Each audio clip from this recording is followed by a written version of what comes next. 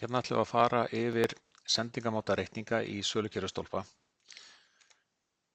Það eru 5 mismunandi leiðir til að senda reikninga í stólpa. Sú leið sem lengst hefur verið, allt frá upphafi að reikningar voru prentaðar á pappír, eru þetta ennþá til staðar. Sú leið er á undanhaldi út í að rafrænar reikningar ryðjast til rúms og svona til þess að menn átti sig á því af hverju þessi þróun á sér stað og þá er þetta veruleg hagræði og sparnaður fyrir það sem ná að nýta sér rafræna reikninga. Og rafrænar reikningar eru í rauninni það sem við kallum XML skrá. Þar í rauninni eru alltaf innihald sem er á venjulegum reikningi sett upp með ákveðna staðli og sent í bókhald móttakandans þannig að bókhald móttakandans geti skilið hvað er á reikningnum án þess að nokkur hætta sé á að misskilningu sé þar á ferð. Svo það sé hægt þá þarf þetta ferli að vera mjög vel staðlað og það er nýr staðall hér á Íslandi byggður á evrópskum staðli eða alþjóðlegum staðli sem var nýlega tekinn í gildi og þar á undan voru eldri staðlar sem voru úreldir. Eftir að skráin, XML skráin hefur verið útbúin í stólpa, þess að stólpi gera það með sjálfvirkum hætti að útbúa skrána, að þá þarf að segja stólpa hvernig á að senda skrána frá sendanda til móttakanda og það eru nokkrar leiðir færar í því. Það er fyrsta leið að hægt að gera þetta í tölvupósti, þannig að XML skráin fara rauninni bara sem viðhengi í skráni og einnig er rauninni svona sjónrænt eintaka af reikningnum, PDF-skjal. Það er einnig hægt að senda þessar skrár, bæði PDF eða XML skrár í möppuna. Mappan er rafræn póstþjónusta Íslandspóst og þar hafa allir Íslendingar og öll fyrirtæki hér á landi aðgang af læstu svæði þar sem að reikningar þeirra eru lesnir inn. Nú og að lokum en þá er þessi alsjálfvirka leið þar sé að stólpi leið og reikningurinn er sendur úr stólpa, sendur til gegnum minnis tjens, að þá skilar hann sig allar leið með sjálfvirkum hætti beint inn í bókhald hjá móttakanda. Nú að lokum þá er þetta form sem er kallað EDI-skeyti, gamalt kerfi sem hefur lengi verið í líði og er svona forveri þeirra rafrænna reikninga sem núna ryðjast til rúms og það hefur lítið breyting verið þar á síðustu ár en væntanlega mun þetta breytast á næsta árum að þessi leið til hverfi og þessi reikningar sem við getum í XML geti takið þar við. Ríki og stærri sveitarfélög farin að fram það að reikningar séu sendið til þeirra með rafrænum hætti og frá með 1. janúar 2015 var þetta orðið skylda og menn hefði ákveðna aðlögunartíma fram til núna mitt árið 2015 og það er verulega ávinningur af því að nota rafræna reikninga umfram pappírsreikninga. Það er mun minni sendingakostnaður, reikningar eru fljótara að berast og rekjanleiki meiri og gegnsæi en sparnaðurinn er kannski fyrst og fremst hjá móttakandanum. Það er veruleg vinnusparnaður við það að fá reikninginn beint inn í bókhaldans og þeirra skrá hann inn og þessum einstaklega heyra sögunni til. Nú ef við viljum skoða hvernig þetta er útfært í sölukerfinu okkar, þá förum við hérna í sölukerfið og það grundvallaratriði sem öll fyrirtæki þarf að gera upp við sig er það hver er hinn almenni sendingamáti ykkar fyrirtækis, hvort þið ætla almennt að prenta út reikningana eða senda í tölvupósti rafrænt með öðrum hætti og það er valið hérna í flipunum nótur í stýrilýsingum. Hér eru allir sendingamáti sem kerfið býður upp á og fyrir utan þess að 5 sendingamáti sem nefndi hérna áðan að þá er hérna sendingamáti engin sem þýðir að reikningur er ekkert sendur þegar reikningur eru uppfærður og býður þá betri tíma að hann sé sendur til viðstæðunar. Og einnig er hægt að búa til bæði PDF-skrá og XML-skrá sem er þá vist á ykkar tölvu og ekki senda eitt eða neitt, heldur býður þar frekari afgreiðslu hjá ykkur. Þessar skrár eru varðveittar hér og þið getið valið möppuheitið sem að þið ykkur hendar til þess að geyma þær á.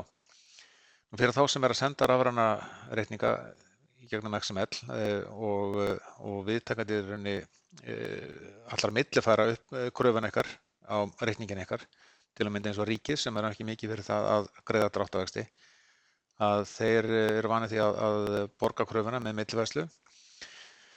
Og XML reikningur þarf að segja til hvaða reikning á að borga kröfuna á og þá þarf að tilgreina reikningsnúmer ykkar hér.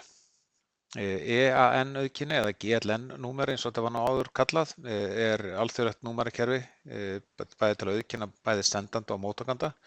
Það er ekki skylda að vera með þessi númer en ef þið hafið ykkar númer þá getið skráð ykkar númer hér og eins hjá móttakanda. Ef móttakandi hefur EA-nauðkynni þá er það skráð á skuldunautarspjaldið. Nú við förum að síða að skoða skuldunautarspjaldið og einn viðstöðunur kann að hafa sérþarfir að vilja fá reikningi sinn með öðrum hætti heldur en þið hafið valið hér, að þá er bara að fara hérna í almennt, úr almennt og í skuldunauta og þá opnast þessi gluggi hér. Hér getið þið valið hvort að sendingamáti þessa skuldunauts sé bara hinn almenna sjálfgefna stilling sem að þið hafa valið í stýrikerfinu eða hvort hann er að vera eitthvað annað og það bara valið hér.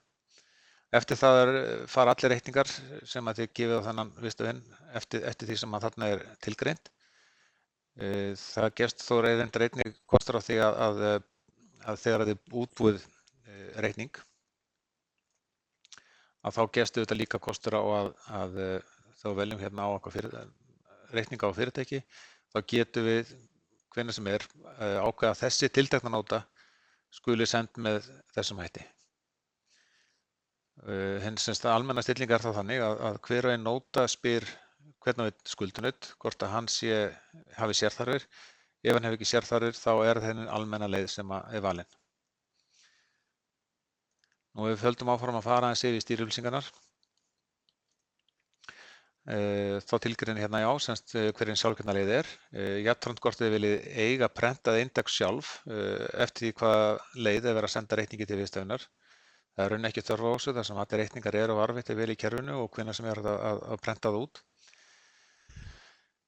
Til þess að nýta sér þjónustu Innis-Chains möppunar eða geta sendt tölvupóst og þá þarf að setja ákveðnar stillingar hérna inn og það gerða hér.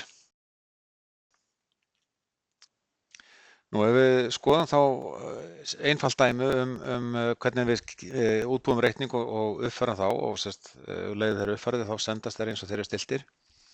Ef við byrjum á því að skoða hérna kannski 2 skuldunauta, fyrirtæki B sem er stilt á sjálfgefin stilling og það er þá bara stilling sölukerfisins í heild sinni sem ákveður hvernig reikningurinn er þá sendur og fyrirtæki C sem er stilt hérna á tölvupóst. Nú við förum hérna í sölukerfið og útbúum reikninga á þessi fyrirtæki. Það hefur hérna útbúið 2 reikninga núna á fyrirtæki B og C. En fyrirtæki C hefur þá sérkröfur að vera með fá tölvupóst og við sjáum það hérna að það er stilt þannig. Nú ef við skoðum þessa nótu hérna þá er komið hérna einhver hefðbundin nóta. Við getum hins vegar ef eitthvað sérþarf að vera að þessi nóta fara öðruvísi heldur en fyrirtæki C almennt vill fá reikningi sinn, þá getum við líka breytt hér en annars er reikningur bara stiltur á stillingar skuldunautsins. Og við getum einnig farið hérna í flipan annað og við viljum senda viðhengi með reikningum.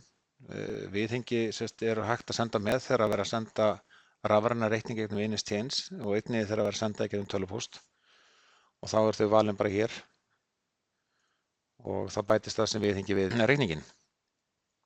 Nú ef reikningarnir eru báðir þannig sé bara tilbúnir þá getum við bara valið alla þá reikninga sem við ætlum að uppfæra og við ætlum að uppfæra það báða í einu og valið hérna annað Ctrl-U eða bara íta hérna að taka hann uppfæra og þá staðfesta þessu uppfærslu og þá er annar reikningurinn sendur í tölvupósti og hinn er sendur í prentun.